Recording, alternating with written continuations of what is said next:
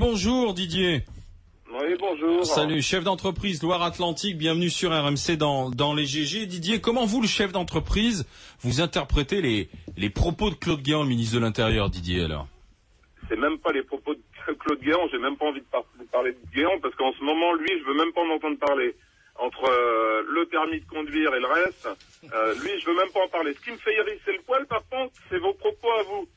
Allez-y. Parce que j'entends que le Gaulois, c'est devenu un bon à rien, un feignant, il veut rien foutre. Faut qu'on arrête, là. Qu'est-ce que vous êtes en train de raconter? Je n'ai pas dit ça, cher ami. Non, c'est Perry qui le Gaulois, il veut pas se lever, il veut pas faire des travaux seuls. Non, mais c'est n'importe quoi, là, messieurs. Ah bon? Aujourd'hui, on est en train de lancer des entreprises qui arrivent de partout d'Europe, qui cassent les marchés, qui font de la merde. Nous, par contre, on essaie de conserver une qualité de travail et on forme nos Gaulois. Et là, vous êtes en train de raconter qu'on a besoin des étrangers pour faire nos travaux. Mais arrêtez. Donc vous êtes en train de nous dire qu'on a besoin finalement d'une manœuvre pas chère. C'est ça? Non. C'est le problème. C'est la situation actuelle, à cause d'entreprises qui font venir de la main-d'œuvre étrangère, qui cassent les marchés, et nous derrière, on n'a plus de quoi payer notre vraie main-d'œuvre. C'est ce que disait le mail. Didier, c'est le mail que je lisais tout à l'heure de cette personne d'Olivia qui disait, dites donc, quand on voit les prix qui sont demandés par les donneurs d'ordre, bah, au cul du camion. Donc en fait, c'est pas une question de compétence. Son expression. Pardon. Donc c'est pas une question de fainéantise. Non, vous êtes français. Ils sont trop chers les Français. En fait. Didier, vous me mettez en cause sur cette histoire de Français. D'abord, j'ai pris soin de dire que les Français n'étaient pas tous dans le même sac. Mais je voudrais attirer votre attention sur un fait. Nos voisins allemands, par exemple. Nos voisins allemands, ils sont comme nous. Ils ont des immigrés. Ils ont aussi, les mêmes conditions géopolitiques, géoéconomiques.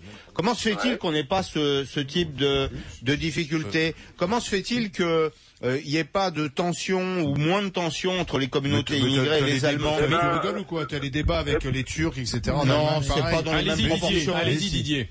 Ils rencontrent exactement le même problème, parce que j'ai travaillé aussi en Allemagne. Ils rencontrent exactement le même problème, sauf que eux, ils n'ont pas des rouges qui s'appellent CGT qui foutent la merde partout. Ils ont le droit de travailler plus longtemps et ils gagnent plus d'argent que chez nous. La seule différence, c'est ils font du protectionnisme. Tandis que nous, on ne fait pas de protectionnisme. Quand vous voyez sur Saint-Nazaire, le chantier d'Atlantique de Saint-Nazaire, aujourd'hui, on se retrouve avec 20% de sociétés, 20% de Gaulois. Tous les autres, ils viennent d'Europe. Est-ce normal? Mais avec une main-d'œuvre à bas coût. Ils ont le droit de travailler 70 heures par semaine. Pas nous. Attendez. Pardon Didier. Il y a eu en France un arrêt de la Cour d'appel sur précisément les sociétés étrangères qui viennent en France exécuter des missions. C'est le droit français qui s'applique. Si maintenant les inspecteurs du travail, qui sont champions du monde pour aller emmerder les artisans et les commerçants, ne sont pas capables d'aller au chantier de l'Atlantique à Saint-Nazaire pour vérifier que la durée du temps de travail et les conditions de travail sont respectées.